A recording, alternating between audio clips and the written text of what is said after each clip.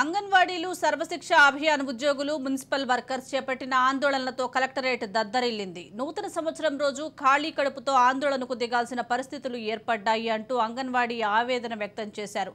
నూతన సంవత్సరం రోజు ఆందోళనలో పాల్గొన్న అంగన్వాడీలకు మద్దతు తెలిపేందుకు మాజీ ఎంపీ మాగంటి బాబు నిరసన శిబిరం వద్దకు వచ్చారు. 21 రోజులుగా అంగన్వాడీలు నిరసన తెలుపుతున్నా ప్రభుత్వం స్పందించకపోవడం దుర్మార్గమైన చర్య అని ఫైర్ అయ్యారు. కాగా సమస్యల పరిష్కారం అయ్యే వరకు ఎన్ని రోజులైనా వెనక్కి తగ్గే ప్రసక్తే లేదని అంగన్వాడీలు స్పష్టం చేశారు. దీనిపై మరింత సమాచారం ఏలూరు నుండి మా కరెస్పాండెంట్ మురళి అందిస్తారు. గడిచిన 21 రోజులుగా అంగన్వాడీల సమ్మె జరుగుతుందని చెప్పొచ్చు. నూతన సంవత్సరం వేడుకలకు కూడా దూరంగా ఉండి అందరూ కూడా కలెక్టరేట్ వద్ద ధర్నా చేస్తున్న పరిస్థితి ఉంది. దీనికి సంబంధించి మనతో మాట్లాడడానికి అంగన్వాడీలు ఉన్నారు. చెప్పండి అమ్మా, నూతన సంవత్సరం వేడుకలకు కూడా దూరంగా ఉండి నిరసన చేస్తున్నారు. దీని యొక్క ముఖ్య ఉద్దేశం ఏంటి? మేము సమ్మె మొదలుపెట్టి 21 రోజులైంది.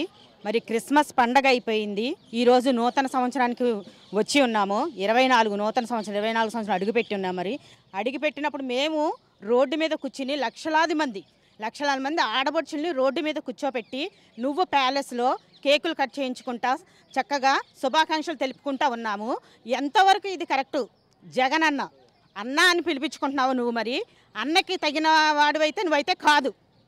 ఎందుకంటే ఇంత లక్షలాది మంది ఆడపడుచుల ఆవేదన నువ్వు వినలేని వాడివి. నువ్వు ఒక సీఎం కూడా కాదని మేము అనుకుంటున్నాము. రాబోయే రోజుల్లో ఇంకా కఠినంగా ఉంటాయి కాబట్టి మేము చాలా చాలా బాధతోటి ఈరోజు ఇంతమంది, మేమే కాదు, గర్భవతులు, బాలింతలు, పిల్లలు అందరూ కూడా, గర్భవతులు బాలింతలు అయితే పోషకాహారం లేక ఎంత బాధపడుచున్నారో కూడా నీకు తెలియాలి, తెలుస్తుంది కూడా. అలాగే రాబోయే రోజులు ఇలాగే కనుక నువ్వు మా బాధ చూడలేకపోయినా వినలేకపోయినా ముందు అనేక నిరసన కార్యక్రమాలు ఇంకా ముట్టడిగా ఉంటాయని చెప్పేసి మీకు తెలియపరుస్తున్నాము. చాలా ఆవేదనతో ఈరోజు రోడ్డు మీద కూర్చుని ఉన్నాము. మా యొక్క ఆవేదన బాధని కూడా తెలుసుకోవాలని కోరుచున్నాము. అలాగే మంత్రులు కూడా దీనిపై చర్చ జరిగింది. ఏ హామీలు వచ్చినాయి, మీరు ఏ హామీలు అమలు అవ్వాలని కోరుకుంటున్నారు? మంత్రులు ఈ రోజున 10 డిమాండ్లు పరిష్కారం చేసామని చెప్తున్నారు. అసలు ప్రధాన డిమాండు వేతనాలు పెంపు, ప్రధాన డిమాండు గ్రాడ్యుటీ, సుప్రీంకోర్టు తీర్పు ప్రకారం గ్రాడ్యుటీ. ఆ రెండూ పక్కన పెట్టి మీరు చేయాల్సినవి బిల్లులు పెండింగ్లో ఉన్నాయి. సమ్మె చేస్తేనే బిల్లులు ఇస్తారా? మీరు బిల్లులు ఇచ్చామని 62 ఏళ్ళు పెంచామని వరాల జల్లు కురిపించామని చెప్తున్నారు. మీకు అసలు సిగ్గులేదండి ఆ మాట చెప్పడానికి?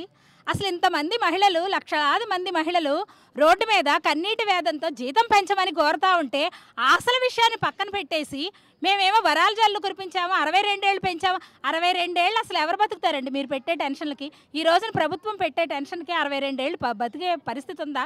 అసలు 62 ఏళ్ళు మేము అడిగామా? మేము అడిగింది జీతం పెంచమని. మీరు అది చేయకుండా మీరు ఏదైతే తెలంగాణలో కన్నా అదనంగా ఇస్తానని చెప్పారో తెలంగాణలో 13,600 2021లో చేశారు. లేటెస్ట్ గవర్నమెంట్ 18,000 చేసింది, పిఆర్సీ ఇచ్చింది. కనీసం మీరు పాత తెలంగాణలో ఇచ్చినట్టుగా కూడా ఆ మాటలు అనకుండా చాలా మొండిగా ఉండి ఇంతమందిని ఆడవాళ్ళని మీరు ఏడిపిస్తున్నారంటే నిజంగానే మీరు అసలు సీఎంగా ఉండడానికి కూడా మీకు అర్హత లేదు. మీరు వెంటనే కుర్చీ దిగి రాజీనామా చేయాలని చెప్పేసి ఈ సందర్భంగా సీఎం గారికి తెలియజేస్తా ఉన్నాం. వెంటనే మా సమస్యని పరిష్కరించకపోతే మీకు అదే గది పట్టిస్తాం, మిమ్మల్ని గది దించుదాం కూడా.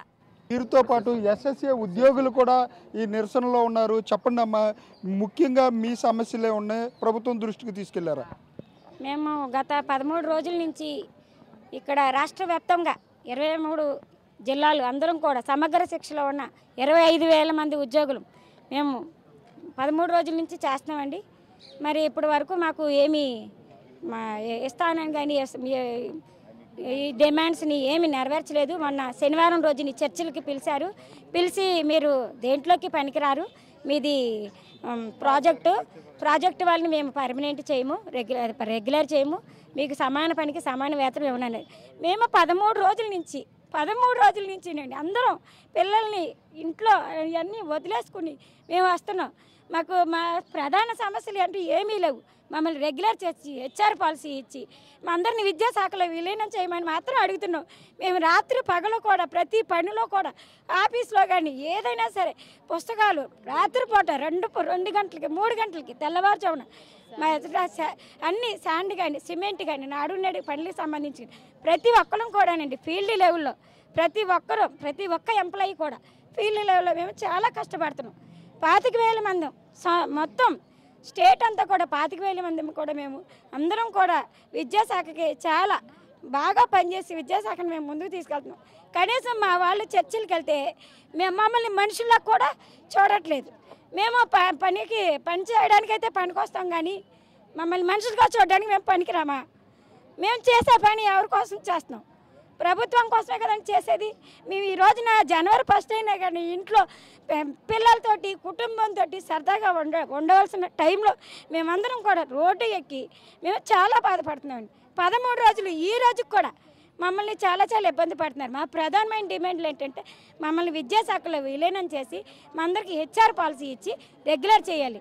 గత 21 రోజులుగా అంగన్వాడీ కార్యకర్తలు, అలాగే ఎస్ఎస్ఏ ఉద్యోగులు, అలాగే మున్సిపల్ సంబంధించిన ఉద్యోగులు కూడా కలెక్టరేట్ వద్ద అయితే ధర్నా చేస్తున్నారు. అందరూ కూడా ఒకటే చెప్పే పరిస్థితులు అయితే ఉన్నాయి. జగన్మోహన్ రెడ్డి పాదయాత్రలో ఇచ్చిన హామీలు అమలు చేయాలి, సమాన పనికి సమాన వేతనం ఇవ్వాలి, సుప్రీంకోర్టు గైడ్లైన్స్ ప్రకారం గ్రాడ్యుటీ చెల్లించాలని చెప్పి మా సమస్యలు తీరే వరకు కూడా ఎన్ని రోజులైనా సమ్మె చేయడానికి సిద్ధంగా ఉన్నామని చెప్పి కార్మికులు చెప్పే పరిస్థితులు అయితే ఇక్కడ కనబడుతున్నాయి. కెమెరా పర్సన్ రమణతో మురళి, రాజ్ న్యూస్, ఏలూరు నుంచి.